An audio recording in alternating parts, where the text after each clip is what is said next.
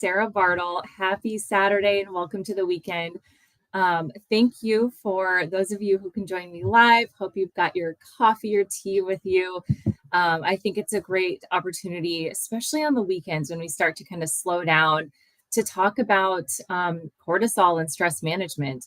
Especially on this weekend, it's a little gloomy here. I'm feeling a little extra introverted, even more than normal. And I thought this is just a topic that a lot of women come to me wondering if there's something going on with their cortisol and adrenals.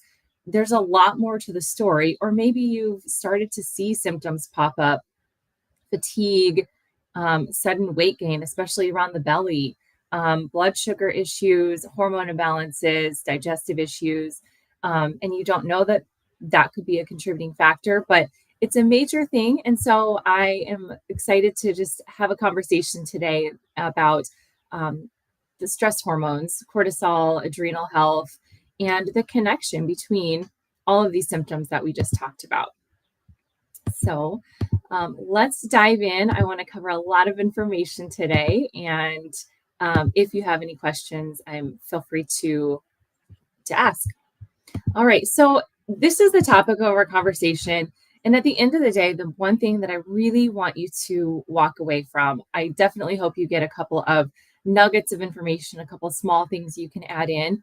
But at the end of the day, my message is to trust your gut. You know your body better than anyone.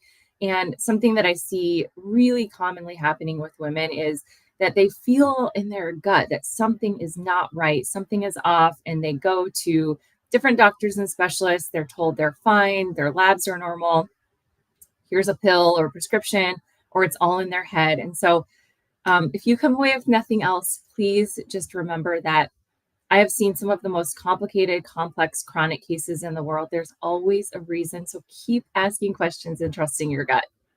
Okay, so today we're going to be talking about a few things that you can do, some of the most simple and powerful things that you can do to really start to lay a foundation for health, to start to transform your health and really take control of your health from a functional medicine perspective.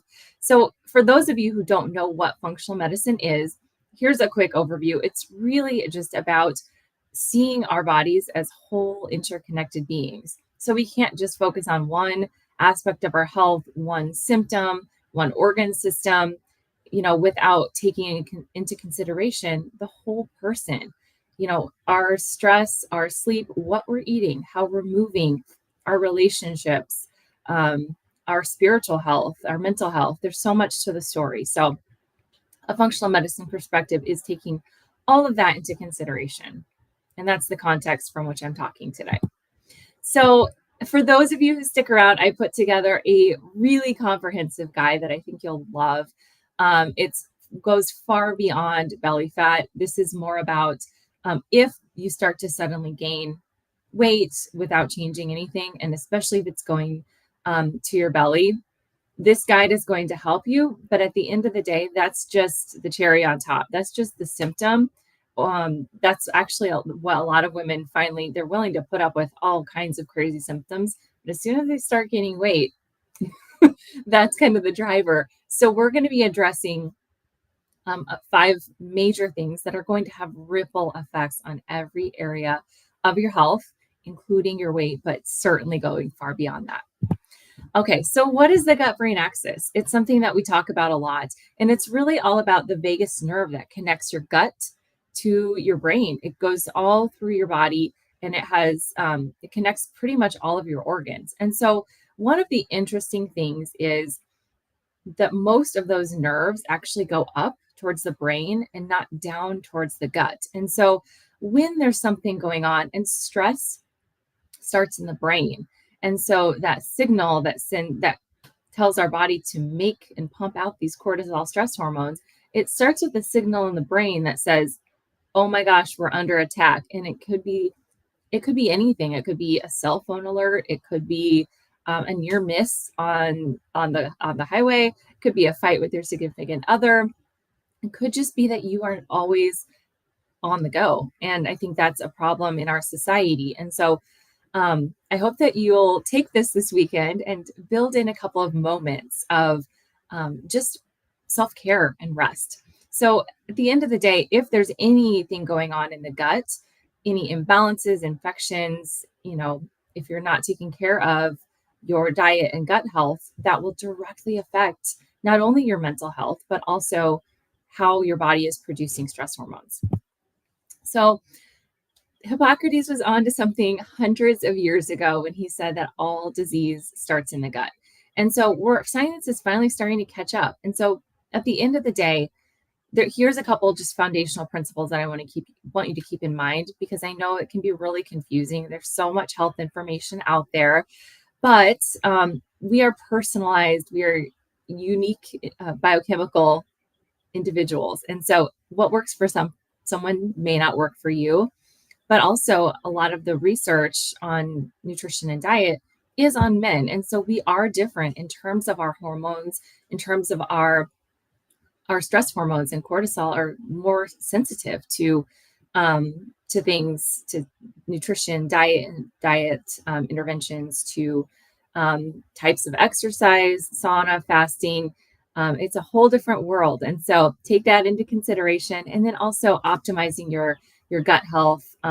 This is really where stress management comes into play, where total body inflammation comes into play, where hunger and satiety hormones start, where really our hormone imbalances. And so we're talking about hormone imbalances beyond sex hormones, but also insulin, thyroid, and cortisol. So one of the things too is when we start to hit perimenopause, like 35, 40 and beyond, the research is also finally catching up that weight loss and managing a healthy weight isn't just about calories in, calories out. In fact, that can backfire, and we'll talk about that later. But it's more about hormone imbalances issues. So I'm hoping to give you a little bit of empowerment and inspiration and just encouragement today that you can rebalance your body. And here's a few ways.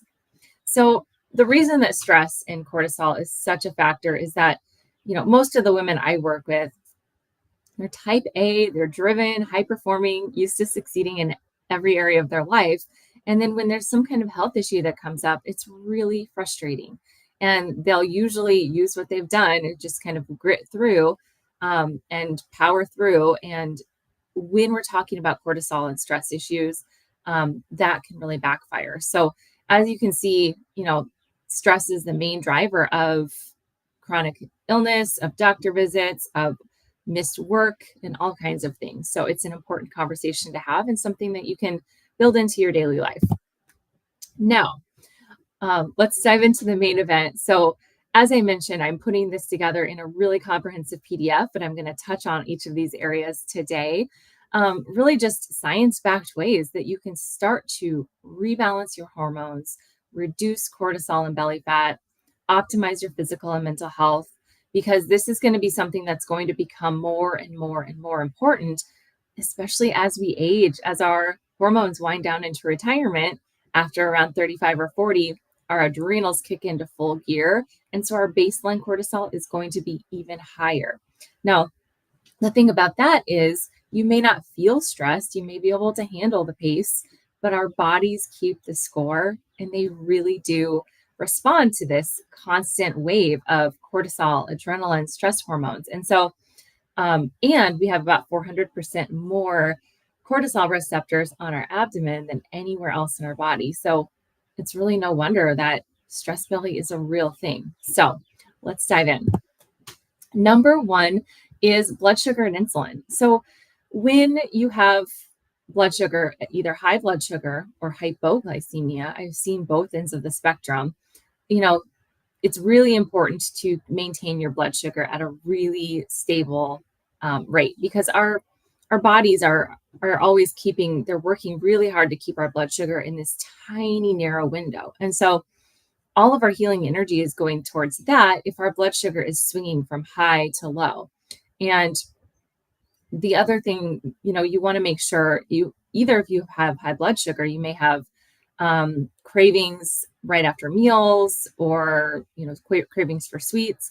But on the other end of the spectrum, I see a lot of women who maybe don't wake up hungry, go a few hours, just sip coffee throughout the morning, and then suddenly late morning, their blood sugar drops out from under them and they get kind of hangry, shaky. That's kind of a classic hypoglycemia, maybe not hungry for breakfast. So one of the most important things you can do is know your numbers and keep your blood sugar stable. And so the best way to do that is to really um, make sure the first meal of the day is a savory meal, not a sweet meal. That's going to send your blood sugar on a wild roller coaster ride, including cravings and insulin, your fat storage hormone. That's not what we want. Causes a lot of inflammation, but making sure that you're focusing on protein, healthy fat, and fiber, especially at the beginning of the day and especially at the beginning of the meal, that's going to keep your blood sugar, your cortisol, your cravings, your hunger and satiety hormones really nice and even. And then also knowing your numbers. I think it's really important to know, what is your fasting glucose? What is your fasting insulin? When you have that, we start to be able to calculate an insulin resistance score and see how receptive your body is to that hormone signaling. So, as I mentioned, there's a lot of hormones that are influenced by sleep, by circadian rhythm, by cortisol. And cortisol and blood sugar kind of drive one another. When you're stressed, your blood sugar is going through the roof because your body is pumping you full of glucose to get you ready to fight or flight. And that is not what we want when we're talking about healthy weight, about reducing belly fat. And then the other thing I wanted to mention is sleep is kind of the other third wheel in this little conversation, because if you're not getting good quality sleep, at least 7 to 8 hours a night, you are immediately insulin resistant the next day, which means you're having more cravings, you're storing more of the food that you eat as fat. And so these are all things that we need to take into consideration. So number 2 is stress management. Now, as I mentioned, it's not like we're going to go live on a mountaintop somewhere and never deal with stress. Quite the opposite. It's more about building in little stress management, little stress breaks throughout the day. And I was laughing because one of my clients sent me this text and she was like, "Oh my gosh, this is how I feel every time I have to explain myself over and over again when I've laid it out in an email." And so we use that feeling. You all know that feeling when you just feel that wave of like adrenaline wash over you. So use that as a sort of a trigger to take a couple of deep belly breaths. That is going to stimulate your vagus nerve and it's going to reset your nervous system. Plus, it's going, if you can do a little bit of movement, even if it's walking to the furthest bathroom, doing some calf raises behind your desk, anything to pull that cortisol and glucose out of your bloodstream into your large muscle groups, that is going to help. And the more stable we can keep that and the more we can learn how to manage and regulate it, the better we are going to look and feel. So here's a few things that contribute to physical and emotional stress. I mean, as I mentioned, your nervous system is always kind of on high alert. Your mood is impacted. You get more cravings, you store more belly fat, and we talked about the stress belly and why that is. And then also it reduces energy. And so many women are coming to me with chronic fatigue, or maybe they exercise, then they have to rest for a couple of days, or they even start to gain weight. These are all signs that your adrenals need a little bit of love. So when it comes to exercise and physical activity, movement is life. It is so critical. It's like if we could put it in a pill, it would be the panacea. I mean, pharmaceutical companies would be all over trying to get access to it, but it's exercising the right way. And so a lot of women, especially those type A high performers that I was talking about, are chronic cardio queens or recovering chronic cardio queens. I was always very much involved in long distance endurance racing, ultra marathons, Ironmans. And so as I got older, my body and my adrenals have been like, nope. And so that's what I'm seeing in blood work in other women that I work with too, is what we used to do no longer works for us in this stage of life. And so one of the most important things move your body first of all. Find something that brings you joy. If you can do it with friends or in nature, you will multiply those benefits. But you must start adding in weights. That is just a non-negotiable, at least 2 to 3 times a week. And the reason is, so weights, yoga, walking, those are all great things for lowering blood sugar, for lowering cortisol, stress hormones, and staying fit. And so making sure to integrate at least 2 to 3 times a week weightlifting is going to make a massive difference in retaining muscle and building muscle mass. If you don't have it, if you don't have much yet, just making sure to do that. It's going to affect the shape of your body. It's going to affect how your body listens to insulin signaling, your blood sugar, and it's going to keep you strong and healthy bones, um, long into old age. So I know that is what we all want. Strong is the new skinny, right? So the other thing about overexercising is that it's going to pump out really high levels of cortisol. And I've seen this time and time again, especially recently, where women are told, okay, all of a sudden I started gaining weight or just having stubborn weight loss resistance. So I'm just going to buckle down, keep cutting calories, keep exercising more, and they just aren't losing weight. Or I've even had people gain a little bit of weight. And so that is a classic sign that your poor nervous system, your adrenals need some love. And so listen to your body. Now, the next one is toxins and obesogens. And I think this is one that we don't think about a lot, because toxins, we get exposed through an onslaught everywhere we turn, from anything from what we eat to the water we drink to our skincare, home cleaning products, even the air we breathe. And so it makes us immediately insulin resistant, but also our toxins get stored in our adipose tissue. And so it is doing us a favor. It's protecting our vital organs, our brain, our heart. So you can cut calories massively. And if you have a high toxic burden, your body is not going to release that for anything, because it's protecting you. And so one of the other things that I see, especially with weight loss drugs, or when people lose weight really quickly, they release these toxins too quickly and they can get really sick. They can cross the blood-brain barrier, cause neurological issues, so at the end of the day, avoidance is the best thing you could possibly do. So just look for ways to start making sure what, maybe getting a high quality air filter, high quality water filter, switching to more natural products, and also check out ewg.org, Environmental Working Group. Buying more organic will help to reduce that pesticides and herbicides. And so if you want to, they put out every year a Dirty Dozen Clean 15 list. And so kind of what to prioritize in terms of the most toxic chemical laden foods. And that's where you should spend your money. Okay, so in terms of obesogens, they're exactly what they sound like. Our bodies mistake them for our natural hormones. They can park on those hormone receptors. They can cause hormone imbalances. They make us insulin resistant. And so these are the top offenders. Number one is phthalates. So think scented products, right?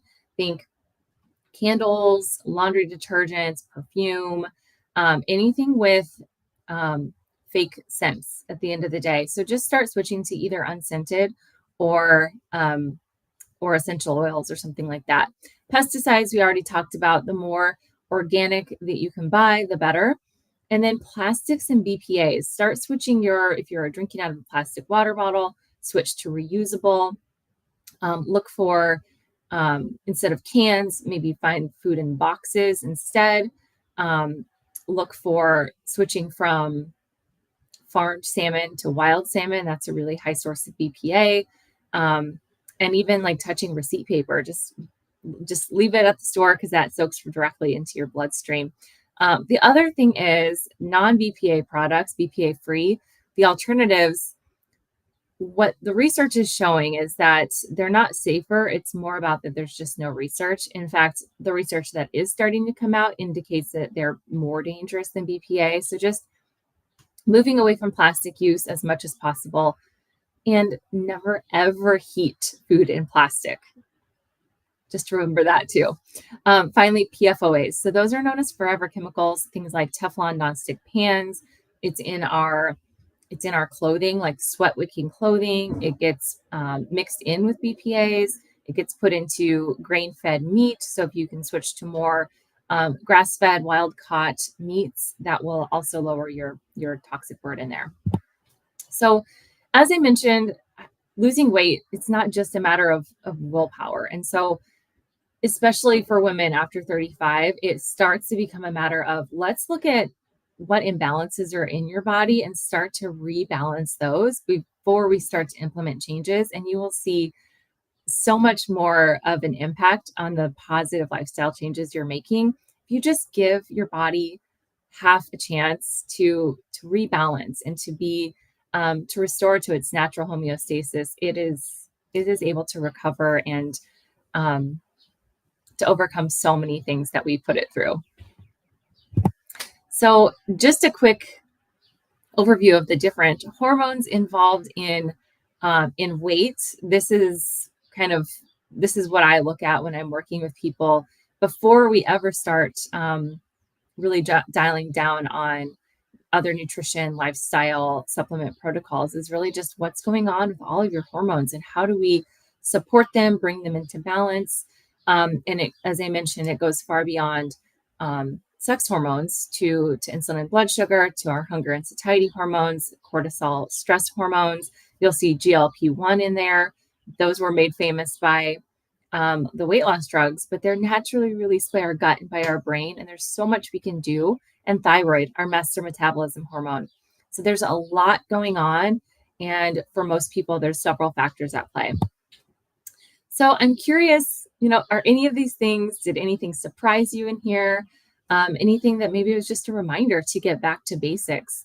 I hope you'll spend a little bit of time this weekend to just pick one thing that you can implement, because at the end of the day, I always tell my clients that it's more about layering in a series of small lifestyle shifts over time that is going to lead to massive changes. So I hope that you can get one small thing from this today and start implementing it right away.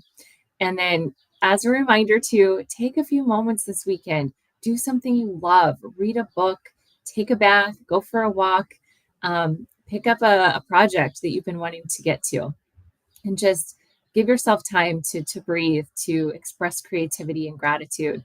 And it will have a massive impact on your nervous system, on your cortisol, and on your mental health. So go to vibrantvia.com/bellyfat. I put together this really comprehensive guide, as I mentioned, that goes into detail on all the things we discussed today. And you can always reach me on any of the social media channels. Send me a DM. I would love to hear where you're at, what you're struggling with, how I can best support you. So thank you again for attending. I hope you have a wonderful weekend.